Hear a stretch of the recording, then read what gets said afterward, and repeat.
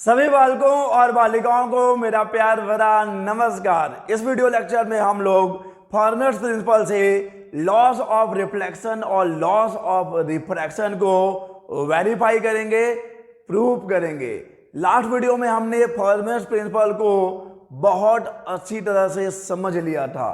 तो जिस भी बालक या बालिका ने ज्योमेट्रिकल ऑप्टिक्स का लेक्चर नंबर 1 नहीं देखा है, फॉर्मेट्स प्रिंसिपल को नहीं समझा है, कृपया करके पहले आप फॉर्मेट्स प्रिंसिपल को समझ कर आइए, तभी तो आप फॉर्मेट्स प्रिंसिपल से लॉस ऑफ रिफ्लेक्शन और रिफ्रैक्शन को वेरीफाई कर पाएंगे।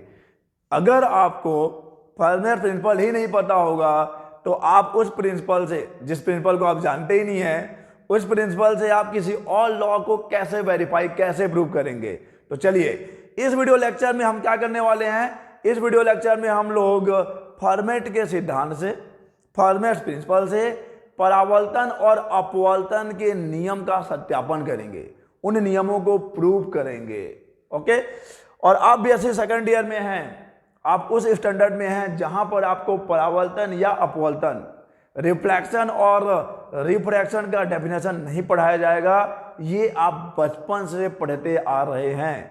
तो हम ये मान के चलते हैं कि यहाँ पर सबको पता है कि रिफ्लेक्शन क्या है, रिफ्रैक्शन क्या है और उसके लॉस क्या हैं।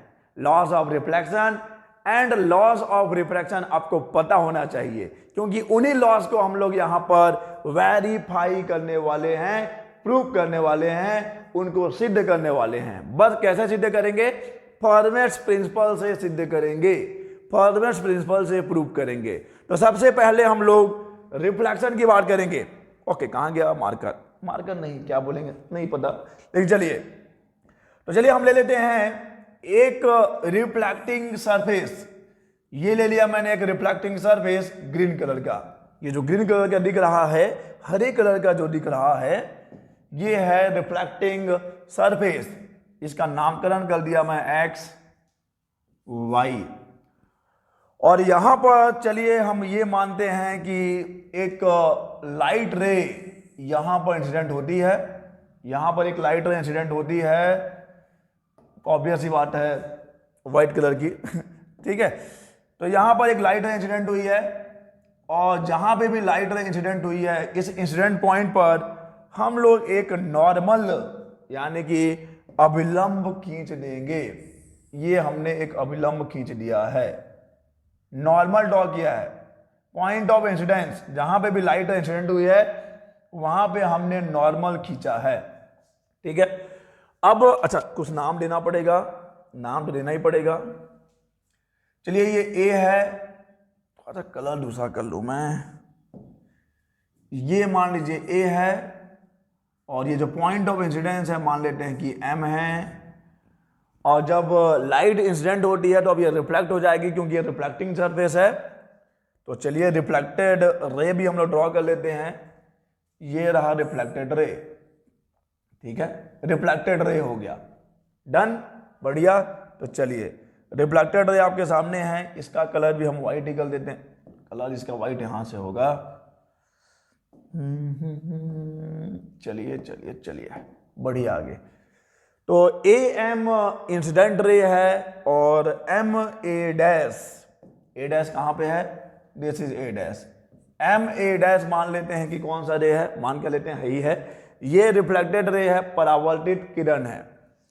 एंगल ऑफ इंसिडेंस कहां पे होगा? ये जो एंगल है आपको पता है, ये आई है और ये आर है। ओके, तो पहले हम परावर्तन के नियमों की बात कर रहे हैं, रिफ्लेक्शन के लॉस की बात कर रहे हैं। जो सबसे मोस्ट इंपॉर्टेंट जो लॉ है परावर्तन का यानी कि रिफ्लेक्शन का, क्या है कि angle of incidence is equal to angle of reflection, I is equal to R. हमको यही प्रूव करना है कि angle of reflection is equal to angle of incidence, या फिर angle of incidence is equal to angle of reflection. और बाकी आप ये लिखते हैं कि incident ray, reflected ray and normal all lies in the same plane. आपतित किरण, परावर्तित किरण और आपतन बिंदु पर जो अभिलंब है, सभी के सभी एक ही समतल में होते हैं। तो यहां पे हम लोग I equal to are prove करने वाले हैं। देखिए कैसे प्रूव करेंगे, फॉर्मेट्स प्रिंसिपल से प्रूव करना है। फर्मेट के सिद्धांत से। तो उसके लिए मैं कुछ चाल चलूंगा, ठीक है। और तो मैं क्या चाल चलने वाला हूं, यहां से ए पॉइंट से और ए डैश पॉइंट से I will draw normal on X Y plane, अभिलंब ड्रॉ करूंगा। चलिए कैसे ड्रॉ करेंगे आप, यहां से मैं एक अभिलंब यहां पे ड्रॉ कर दिया, और कलर मैं चलिए बैंगनी ले लेता हूं, वॉयलेट ही है शायद। और फिर यहां से भी मैं यहां पे एक नॉर्मल ड्रॉ कर देता हूं, चलिए ये भी वॉयलेट ले लिया। और चलो इसको नाम दे देते हैं, कुछ नाम दे देते हैं। इसको ले लिया P, इसको ले लिया P डैश। तो बच्चा अभी तक का सीन क्या क्या है देख लीजिए। एक्स वाई एक रिफ्लेक्टिंग सरफेस है, ए एम एक इंसिडेंट रे है जो कि रिफ्लेक्शन के बाद एम ए डायरेक्शन में जा रहा है। It means M A dash is परावर्तित किरण, रिफ्लेक्टेड रे है। I is angle of incidence है, R is angle of reflection है। एंड हमने क्या किया है, एपी नॉर्मल ड्रॉ किया है इस एक्स वाई पे पॉइंट ए से, और ए डैश पी डैश भी एक नॉर्मल ड्रॉ किया है ए डैश से इस एक्स वाई सरफेस पे। अब बहुत सारी चीजें और हमको करनी है।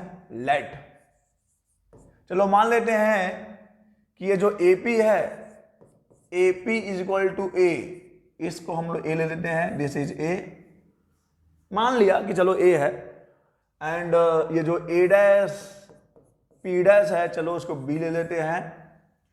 तो मान लेते हैं कि ये बी है, इसको ए ले लिया है, इसको बी ले लिया है। और ये मान लेते हैं कि पी और पी डैश जो है उनके बीच का डिस्टेंस सी है।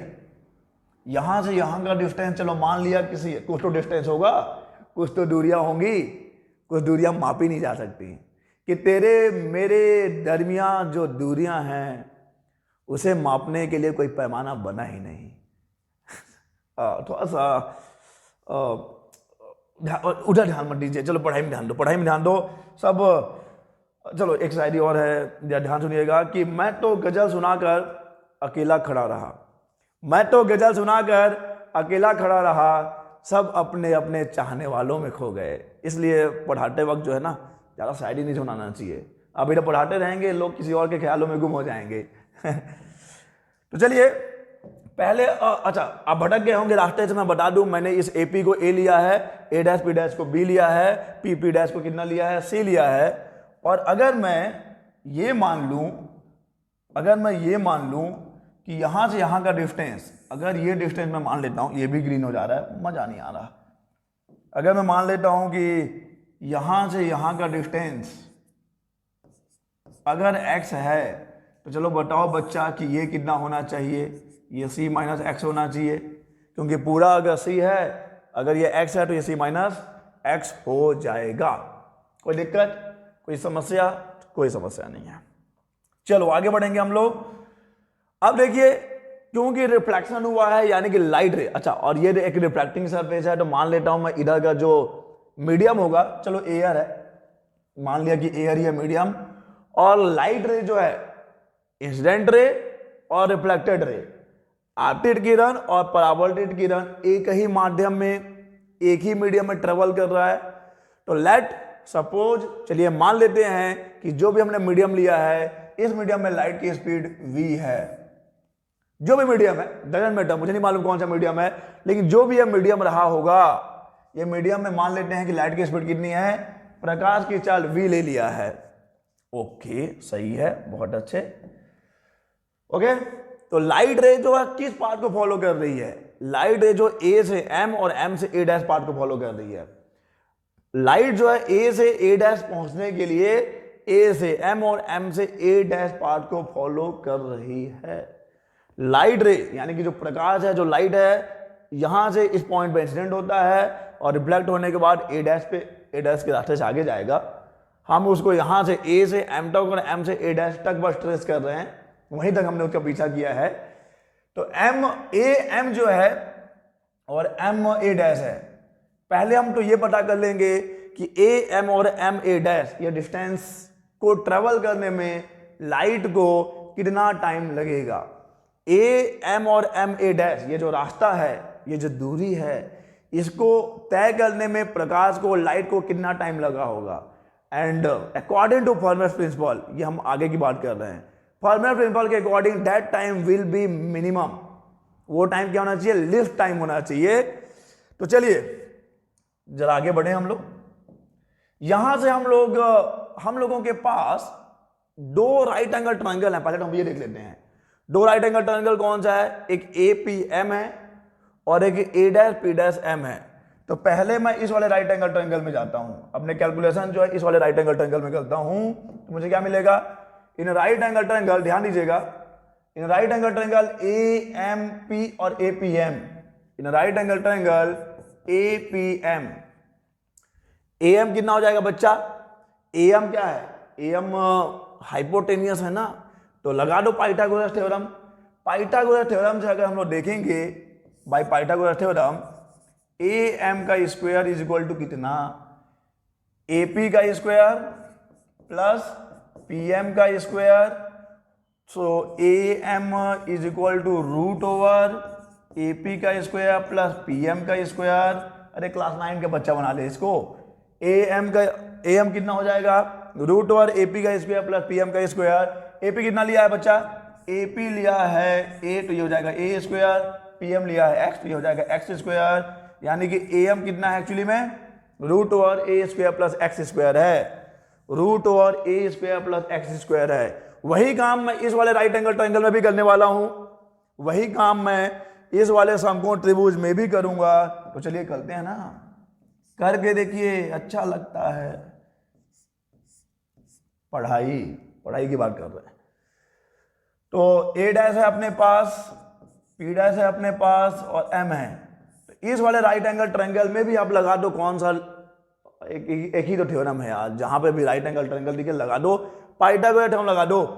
तो यहां पे क्या हो जाएगा, A' का square is equal to A' का स्क्वायर प्लस P' का स्क्वायर। सो अगर मैं देखूं कि A' कितना है, A' is equal to root over A' कितना है एक्चुअली में, ये है B, तो B का square plus C minus X का स्क्वायर। तो यहां से हमने AM निकाल लिया, यहां से हमने A' निकाल लिया। तो जो लाइट ने पाथ ट्रेवल किया है, लाइट ने जो A' पाथ ट्रेवल किया है, AM प्लस MA' होगा, यानी कि कितना होगा, रूट ओवर, समझ में आ रहा है ना, ये क्या लिखा है, AMA'। लाइट A से M पे आता है, M से A' पे जाता है, तो हमने टोटल डिस्टेंस निकाला है, कितना निकाला है भाई, AM plus MA'। AM plus MA', AM की वैल्यू है root over A square plus X square plus root over B square plus C minus X का स्क्वायर। दिस इज AMA' जो पाथ है। ओके, टाइम निकाल लेते हैं। If the speed of light in that medium is v, if the speed of light is v, then the time taken, भाई कितना समय लगेगा उसको इतना डिस्टेंस ट्रेवल करने में। टाइम का फॉर्मूला सबको पता होगा। टाइम क्या होता है, समय क्या होता है, समय बराबर होता है दूरी बटे चाल, डिस्टेंस अपॉन स्पीड। तो डिस्टेंस कितना है मुन्ना, डिस्टेंस है इतना, रूट ओवर ए square plus x square plus root over B square plus सी माइनस एक्स का स्क्वायर डिवाइडेड बाई, ये तो डिस्टेंस हो गया। किस स्पीड की बात करते हैं, तो वी स्पीड की बात करते हैं। दिस इज द टाइम, इतने डिस्टेंस को लाइट को ट्रेवल करने में इतना टाइम लगेगा। एंड नो, अब हम लोग बात करेंगे फर्मेस प्रिंसिपल की। According to Fermat's principle, according to Fermat's principle, Fermat के सिद्धांत से क्या हो जाएगा, अगर ये एक्चुअल पाथ है, फॉर एक्चुअल पाथ, अगर ये सच्ची मुच्ची वाला रास्ता है, अगर ये एक्चुअल पाथ है, तो उसके लिए dt by D x should be 0। D T by D x would be zero. अगर ये एक्चुअल पार्ट है तो D T by D x क्या होना चाहिए, जीरो होना चाहिए। ये हमने फर्स्ट प्रिंसिपल जो लास्ट वीडियो में हमने डिस्कस किया है वहां पे इसको समझा है। तो यहीं पे आपको कंफ्यूजन हो सकता है, इसीलिए आप जाके लेक्चर नंबर 1 को जरूर देखिए, जरूर से जरूर देखिए। तो D T by D x would be zero. तो अब हम लोग जो ये ऊपर में इक्वेशन मिला है ना बच्चा, ये जो इक्वेशन आपको मिला है ना, इसको हम लोग डिफरेंशिएट करेंगे एक्स के रिस्पेक्ट में और उसको जीरो के इक्वेट करेंगे। So D T by D X कितना हो जाएगा, D T by D X. इसका मतलब ये है कि आपको डी बाई डी एक्स करना है किसको, रूट ओवर ए square plus x square plus root over B square plus सी माइनस एक्स का स्क्वायर डिवाइडेड बाई वी। इसको डिफरेंशिएट करना है, बहुत आसान है। अच्छा, और होना किसके इक्वल चाहिए, शून्य के बराबर होना चाहिए, इक्वल होना चाहिए जीरो के। डन। चलिए तो आगे बढ़े, जीरो के इक्वल करते हैं ना। So D by D X, V तो कांस्टेंट है तो 1 बाई वी हो जाएगा। यहां पे हो जाएगा d by D x of root over A square plus x square, bracket में डाल देते हैं, plus 1 by v d by D x of root over B square plus C minus x का स्क्वायर, ब्रैकेट में डाल दिया, zero के equal होना चाहिए। क्या होगा इसका फॉर्मूला बच्चा, बालक या बालिका कोई भी है, d by D x of root x क्या होता है बताइए, d by D x of root x क्या होगा, d by D x of root x, d by D x of root x कितना होगा, 1/2 रूट एक्स होता है। D by D x of root x कितना होगा, 1/2 रूट एक्स। तो ये हम पूरा इसको रूट एक्स मान लेते हैं, तो क्या हो जाएगा, ये हो जाएगा 1/2 रूट एक्स ए स्क्वायर प्लस एक्स स्क्वायर। हमने इस पूरे टर्म को रूट एक्स लिया है, अंदर में जो उसको एक्स लिया है, क्योंकि वो है नहीं, उसको माना है तो उसको फिर से डिफरेंशिएट करना पड़ेगा, उसका फिर से ऑकलन करना पड़ेगा। तो जब आप D by D x of A square x square करेंगे तो जीरो हो जाएगा, और यह आ जाएगा 2 times of x, 2 times of x. ठीक है, ये कहानी बंद। प्लस 1 बाई वी, यहां पे भी पूरा वही है, ये पूरा रूट एक्स ही है, तो ये हो जाएगा 1/2 रूट एक्स, यानी कि root over B square plus सी माइनस एक्स का स्क्वायर। और अगेन आपको इसका डिफरेंशिएट करना पड़ेगा, ये जीरो हो जाएगा, ये आ जाएगा 2 times of c minus x, और इस माइनस एक्स का फिर से होगा, तो आ जाएगा -1 इक्वल टू 0। ठीक है, और ब्रैकेट बंद भी तो होना चाहिए। ओके, चलिए तो अब क्या करने वाला हूं मैं, ये माइनस है, यहां पे माइनस आके इंटू होगा, तो मैं इसको पूरा उड़ा ले जाता हूं, तो मुझे मिल जाएगा 1/v 2x, तो 2x क्यों, क्या ये 2 और 2 कैंसिल होने का हक नहीं है क्या इसको, ये 2 और 2 कैंसिल हो जाएगा, ये 2 और ये 2 कैंसिल हो जाएगा। ठीक है, चलिए आगे बढ़े। तो ये मिल जाएगा x अपॉन रूट ओवर ए स्क्वायर प्लस एक्स स्क्वायर, और जब ये उस साइड गया है, ये माइनस यहाँ पे ध्यान देना, माइनस है तो उधर जाके प्लस हो जाएगा, तो ये कितना आ जाएगा, ये आ जाएगा c minus x divided by v तो है ही है, 1/v तो है ही है, root over B square plus सी माइनस एक्स का स्क्वायर। ये भी और ये भी तो कटा, ये भी और ये भी तो कट गया है। ठीक है, ओए मच्छर। ठीक है, चलिए आगे बढ़े। तो बचा क्या हमारे पास, हमारे पास बच गया है x upon root over A square plus x square is equal to c minus x divided by root over B square plus C minus x का स्क्वायर। बचा ये है, ये बचा है हमारे पास, इसको मैं अगले पेज में भी लिखूंगा। क्या लिखने वाला हूं, क्या बचा है यार, अपने पास बचा है x upon root over A square plus x square is equal to c minus x divided by root over B square plus C minus x का स्क्वायर। अब जरा हम लोग जिंदगी के पुराने किताबों के नहीं, जिंदगी के किताब के पन्ने को पलटते हैं और देखते हैं कि ये जो मेरे पास आया है x अपॉन रूट ओवर ए स्क्वायर प्लस एक्स स्क्वायर, आखिर में ये है क्या? और एक चीज और भी आया है क्या? c minus x upon root over B square plus c minus x का स्क्वायर, ये है क्या? जरा देखते हैं, जरा ध्यान से देखते हैं, ठीक है। तो अगर मैं इस एपीएम की बात करूं, अगर इसमें एपीएम की बात करूं, अगर ये जो राइट एंगल ट्रायंगल है एपीएम, जरा ध्यान दीजिए, अगर मैं इस एपीएम की बात करूं तो अगर ये वाला एंगल देखिए, ये ए है, ये पी है, ये एम है, पूरा एक एक बारीकी समझना है आपको, कोई भी गच्चा नहीं खाना है आपको, भूलना नहीं है, रट के नहीं जाना है, रट के गए तो भूलोगे, भूलोगे तो फिर किसको याद करोगे? फिर गाना ही गाना, कभी भूला कभी याद किया, क्यों बोलना भाई, समझ के जाओ ना।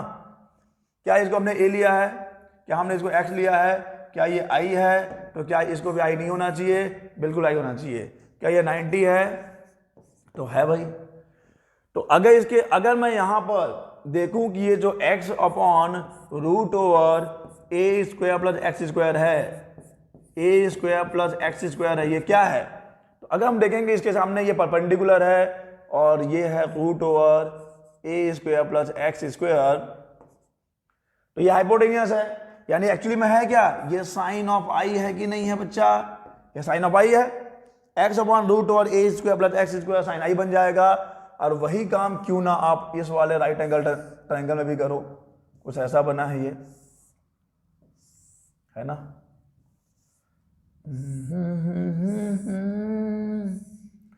इसको हमने ए डैश लिया था, इसको हमने एम लिया था, इसको हमने पी डैश लिया था, ये 90 है, इसको हमने बी लिया है, ये सी माइनस एक्स है, तो ये कितना आया था? ये आया था root over B square plus सी माइनस एक्स का स्क्वायर आ गया था। ओके, अब क्योंकि यहां पर देखिए ये कितना था? ये आर था, ऑब्वियस सी बात है ये भी आर होगा, और जो ये टर्म है c minus x divided by root over B square plus C minus x का स्क्वायर, क्या ये साइन आर नहीं हो जाएगा? क्या ये साइन आर नहीं हो जाएगा? साइन आर क्या होगा? Perpendicular upon hypotenuse, sine r हो जाएगा। यानी ये जो हमने लिखा है यहां पर एक्चुअली में है क्या? ये है साइन आई साइन आर के equal sine of sine, so i is equal to r के इक्वल, यानी कि angle of incidence is equal to angle of reflection. Angle of incidence जो है किसके इक्वल है? एंगल ऑफ रिफ्लेक्शन के equal है। आपतन कोण परावर्तन कोण के बराबर है, और यही परावर्तन का नियम है जिसको हमने फर्मेट के सिद्धांत से, फर्मेट प्रिंसिपल से सिद्ध किया है, प्रूव किया है। तो नीचे में लिख दीजिए हैंस प्रूव्ड। ओके, कोई दिक्कत तो नहीं है बच्चा? चलिए आगे चलते हैं। अभी तो हमारा आधा काम हुआ है, अभी हमने रिफ्लेक्शन के लॉ को जो है वेरीफाई किया है फर्मेट प्रिंसिपल से। अब हम लोग रिफ्रैक्शन में आते हैं। रिफ्रैक्शन, किरण जो है मुड़ जाती है जब वो एक माध्यम से दूसरे माध्यम में जाती है। सबको पता है ना, when the light rays travel from one homogeneous medium to another homogeneous medium, it deviates from its path and this deviation is known as refraction of light। तो चलिए सीन क्रिएट करते हैं, शूटिंग करनी है ना, सीन क्रिएट कर रहा हूं। ये मैं ले लिया एक reflecting medium, sorry reflecting medium क्यों लोगे आप रिफ्रैक्शन की बात कर रहे हो, तो ये सेपरेशन है बिटवीन टू मीडियम। इधर कोई एक ट्रांसपेरेंट मीडियम है, इधर कोई एक ट्रांसपेरेंट मीडियम है। जरा ध्यान दीजिए, यहां पर अब आपको ये कोई सरफेस नहीं लेना है बच्चा, ये x है, ये y है बालक या वो बालिका, ये x y एक सेपरेशन है बिटवीन टू मीडिया। इधर का एक मीडियम 1 ले लो, इधर एक मीडियम 2 ले लो, चलो मान लिया कोई भी मीडियम है, डजंट मैटर, जो भी मीडियम है, ये एक मीडियम इधर है और एक मीडियम इधर है। तो अब हम लोग मानते हैं कि एक प्रकाश किरण, दोनों प्रकाश किरण, प्रकाश भी है किरण भी है, मेल भी है फीमेल भी है, नहीं किरण, एक लाइट रे ले लेते हैं। तो चलो मान लिया कि एक लाइट रे, ये आया एक लाइट रे कुछ इस तरह, मेरी पलकें तेरी पलकों से। I am not a good singer, but I am a good शायर। आपको कुछ ना कुछ होना चाहिए। It is better to be a good than a bad something. It is better to be a good than a bad. आप कुछ भी गुड हो सकते हैं, एक कुछ भी बुरा होने से अच्छा है कुछ भी अच्छा हो जाओ, कुछ भी बुरा होने से अच्छा है कुछ भी अच्छा हो जाओ, ठीक है। तो ये एक ऐसा नहीं, ये क्या हो गया, चलिए। तो ये एक इंसिडेंट रे है, इस इंसिडेंट रे का नाम है ए एम। ये एक लाइट रे इस पॉइंट पे इंसिडेंट होती है, A M, this is A M, okay. तो ये कौन सा रे है, ये इंसिडेंट रे है। A M is incident ray, ये एक आपतित किरण है। और जो भी इंसिडेंट पॉइंट है, क्यों ना वहां पे एक नॉर्मल ड्रॉ कर लिया जाए, एक अभिलंब खींच लिया जाए। तो हमने यहाँ पे एक नॉर्मल ड्रॉ कर लिया है, जो कि आपको कुछ इस कलर से दिखेगा। तो क्या ये जो एंगल है, क्या ये एंगल आई है? Of course this angle is I. ये एंगल आई तो है। नॉर्मल और इंसिडेंट रे के बीच में जो बनेगा वो आई है। और चलो मान लेते हैं कि ये रेयर मीडियम है और ये डेंसर मीडियम है। हो सकता है ये रेयर हो ये डेंसर हो, वही तो मैं पहले भी बोला। ऐसा भी हो सकता है कि ये डेंसर हो ये रेयर हो। तो अभी मैं ये लेके चल रहा हूं कि ये रेयर और ये डेंसर है। और जब भी लाइट रे रेयर से डेंसर में जाती है तो हम ये देखते हैं कि वो किसकी तरफ बैंड हो जाएगी, और नॉर्मल की तरफ बैंड हो जाएगी। किसकी तरफ बैंड हो जाएगी, और नॉर्मल की तरफ बैंड हो जाएगी। तो ए एम, और यहां से इस पॉइंट को हम ले लेते हैं एम डैश।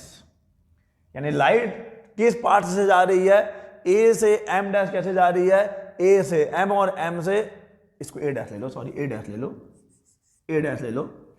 लाइट जो है ए से एम जा रही है और एम से ए डैश तक जा रही है। तो उसका जो पाथ है ए एम है, एम ए डैश है।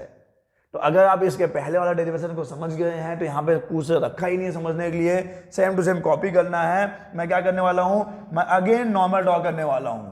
यहां से मैंने नॉर्मल ड्रॉ कर दिया, ये नॉर्मल ड्रॉ कर दिया मैं यहां पर, और अगेन भी मैं यहां से यहां नॉर्मल ड्रॉ कर दूंगा। ये नॉर्मल ड्रॉ कर दिया मैंने यहां पर, ओके।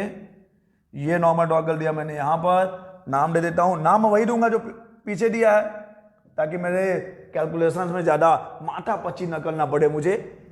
तो ये हो गया ए लिया था हमने, इसको पी लिया था, इसको पी डैश लिया था, इसको बी लिया था।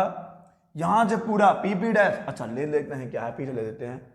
अगेन ए पी किसके इक्वल है, again A P equal to A है, A dash P dash equal to B है, पी पी डैश को हमने ले लिया है सी।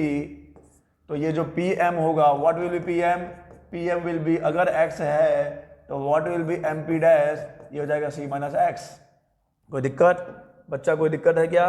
नहीं है, होना भी नहीं चाहिए। होगा भी कैसे, होगा भी कैसे जो उल्फत नहीं है, उल्फत नहीं, पढ़ा ही नहीं है। तो पी एम कितना हो जाएगा, पी एम को हमने ले लिया है एक्स। तो हम ये देखते हैं कि ये यहां से यहां तक का जो डिस्टेंस है ये कितना है, ये सी माइनस एक्स है, okay. This is x, then this is c minus x. चलिए अब हम अपने अगले कैलकुलेशन पे आते हैं। हमको क्या करना है देख लो। पहले हम ए एम निकाल लेंगे, फिर एम ए डैश निकाल लेंगे। तो लास्ट में हमने बिल्कुल निकाला है, कैसे करेंगे आप। ए एम विल भी क्या हो जाएगा, सब कुछ तो ऐसा ही है।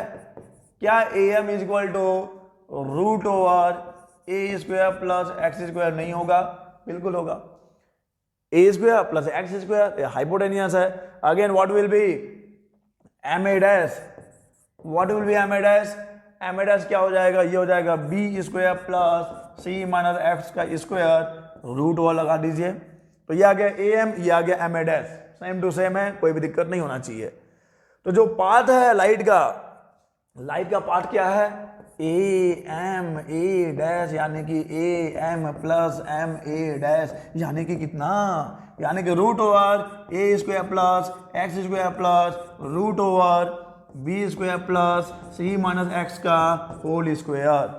ये है लाइट जो है ए से ए डैश कैसे पहुंचती है, इतना डिस्टेंस ट्रेवल करके पहुंचती है।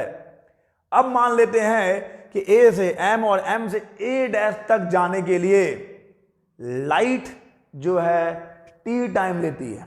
प्रकाश को ए से ए डैश जाने के लिए मान लो टाइम टी लगा है, तो आप टाइम टी कैसे निकालोगे? Same, time is equal to distance upon speed. Time is equal to distance upon speed. Distance आपके सामने है, लेकिन नॉट द ट्विस्ट इज। अब जो कहानी में जो नया मोड है, मोड ये है कि लाइट की स्पीड अलग अलग मीडियम में अलग अलग होती है। तो अगर ये पहला मीडियम है, अगर इसका स्पीड यहां पे v1 है तो इसका स्पीड यहां पे v2 होगा। स्मॉल v1 स्मॉल v2 लिखा है, अगर स्मॉल नहीं है तो स्मॉल कर देते हैं। This is v1 v2।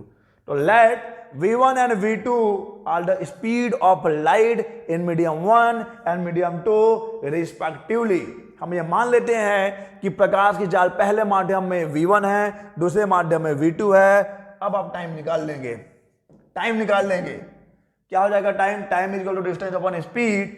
तो जो डिस्टेंस लोगे, इस डिस्टेंस के लिए ये वाला स्पीड, इस डिस्टेंस के लिए ये वाला स्पीड, इस डिस्टेंस के लिए ये वाला स्पीड और इस डिस्टेंस के लिए ये वाला स्पीड, यानी कि टाइम क्या हो जाएगा? टाइम इज इक्वल टू आ जाएगा, time T is equal to A M upon कितना?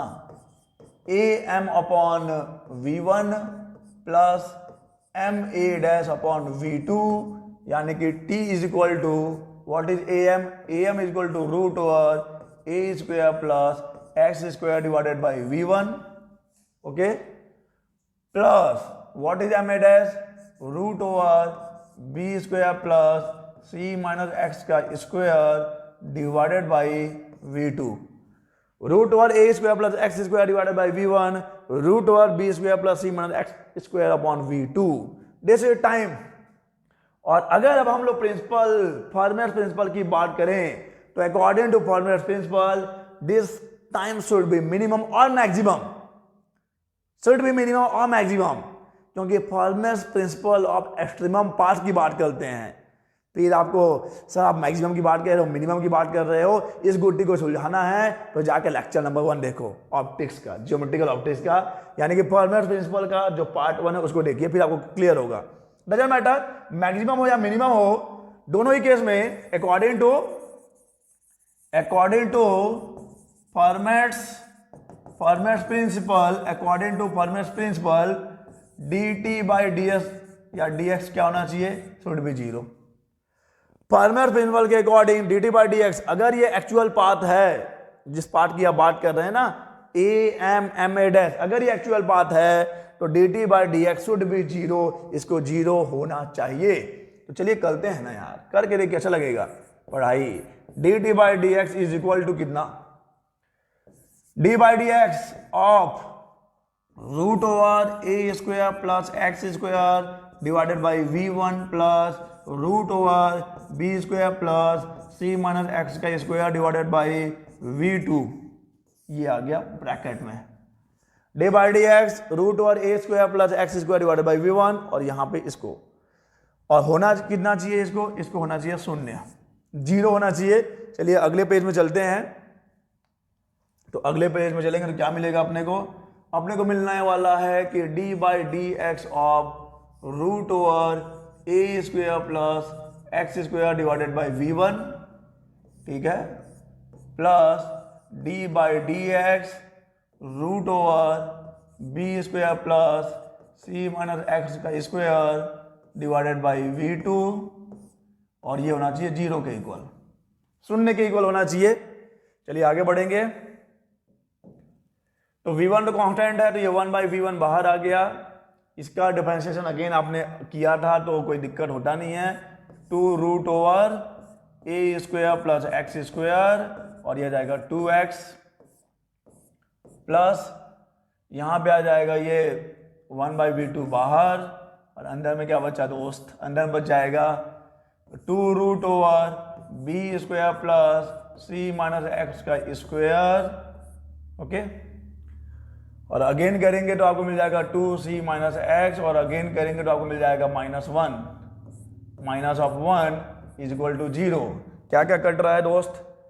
तो 2 से 2 कैंसल, 2 से 2 कैंसल, ये नेगेटिव है उधर जाके पॉजिटिव हो जाएगा, यानी कि आपको मिलेगा 1 upon V1 x upon root over ए square plus x square, 1 upon V1 x upon root over ए square plus x square plus 1 upon V2, ये माइनस था ना तो उधर जाके प्लस हो गया, c minus x divided by root over B square plus C minus x का square. और अभी आपने लास्ट वाले सेक्शन में इसकी वैल्यू देखिए कितनी आया है, एक्स अपॉन रूट ओवर ए square plus x square C minus x upon root over B square plus सी माइनस एक्स का स्क्वायर। क्या मिला है आपको, ये देखेंगे अगर आप V1 तो ये मिल जाता है आपको साइन आई और ये मिल जाता है आपको साइन आर, ये मिल जाएगा साइन आई और ये मिल जाएगा साइन आर। तो आपको यहां पे क्या मिल जाएगा, आपको मिल जाएगा यहां से इस इक्वेशन से मिल जाएगा sine I upon sine are is equal to V1 upon V2, ये मिलेगा ना, देख लो ये गया V1 इधर, ये आया नीचे, तो sine I upon sine are is equal to आ जाएगा V1 अपॉन V2। और क्या यही है 1 म्यू 2, क्या यही होगा 1 म्यू 2? क्या इसी को हम लोग स्नेल्स लॉ कहते हैं? क्या यही लॉस ऑफ रिफ्रैक्शन है? Sine I upon sine are is equal to V1 upon V2 is equal to 1 mu 2। What is 1 mu 2? 1 mu 2 is the refractive index, ढंग से लिख देता हूं मैं, refractive index of the second medium, of the second medium, refractive index of the second medium WRT, first medium, first medium. What is 1 mu 2? 1 mu 2 is the refractive index of the second medium with respect to first medium. And what is first medium? What is second medium? जिस medium से light travel करती आती है वो पहला medium है, और जिसमें एंटर करती है वो दूसरा मीडियम है। ओके, तो जिसमें एंटर करती है उसका रिफ्रैक्टिव इंडेक्स जिससे एंटर करती है उसके रिस्पेक्ट में साइन आई अपॉन साइन आर होता है, V1 अपॉन V2 भी होता है, 1 mu 2। This is Snell's law, hence proved.